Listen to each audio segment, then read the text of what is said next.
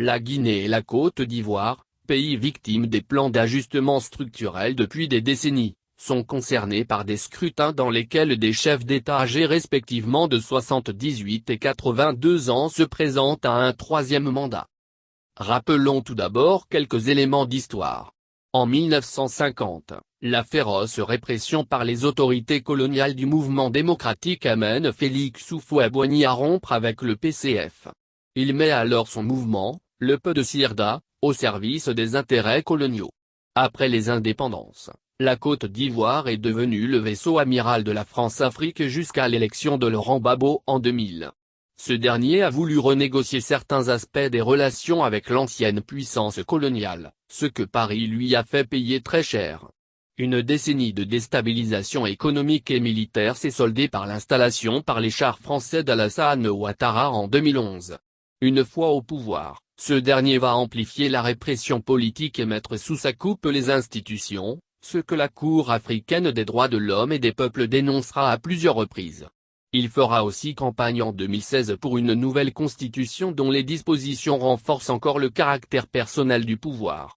Afin de faire passer la pilule y compris et surtout auprès de ses alliés d'alors du PDC, il introduit l'impossibilité de se présenter à un troisième mandat. Un référendum boycotté par l'opposition et avec un taux de participation ridicule marquera le point d'orgue de la manœuvre. Mais après la mort de son premier ministre qu'il avait désigné comme successeur, il fait machine arrière en se portant candidat pour un troisième mandat. Cela consacrera son total isolement politique. Le scrutin de ce samedi 31 octobre où les principales figures de l'opposition sont écartées, s'annonce comme une mascarade électorale. Hier autocrate, M. Ouattara qui promet une répression encore plus féroce, entre officiellement dans le cercle des dictateurs, avec le soutien complice des autorités françaises. Une situation telle que la société civile et l'opposition appellent d'ores et déjà à la désobéissance civile. Le peuple guinéen a quant à lui choisi l'indépendance dès 1958 à une écrasante majorité. Il s'est exposé alors à la vengeance de la puissance coloniale, avec des conséquences terribles notamment sur sa vie économique. La Guinée a connu, jusqu'à l'élection d'Alpha Condé le 21 décembre 2010, des régimes autoritaires, incapables de relever les défis sociaux et économiques et dont les forces armées n'ont eu de cesse de brutaliser les populations. Force est de constater que depuis sa venue au pouvoir, Alpha Condé n'a pas marqué de progrès décisif quant à ce dernier aspect.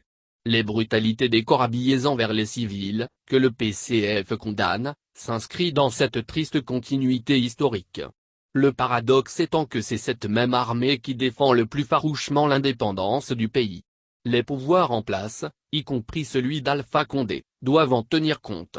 Après la pandémie d'Ebola qui porta un coup très dur au pays en 2014, la Guinée engrangera des réels progrès industriels et économiques mais qui ne bénéficient pas suffisamment à la population et ne sont pas encore de nature à inverser la structuration extravertie de l'économie. Par ailleurs l'opposition de droite à Alpha Condé, dont Cellou Diallo, ancien partisan de la présidence à vie de Lansana Conté, et l'incarnation, veut réintégrer complètement la France-Afrique, y compris le franc CFA, ce qu'Alpha Condé se refuse de faire malgré d'immenses pressions extérieures. En mars dernier une nouvelle constitution consacrant la possibilité d'un troisième mandat a été soumise à un référendum. Boycottée par l'opposition, elle est adoptée à un taux relativement faible. Mais elle contient également des avancées, comme la parité homme-femme, l'abolition de la peine de mort ou l'interdiction du mariage forcé.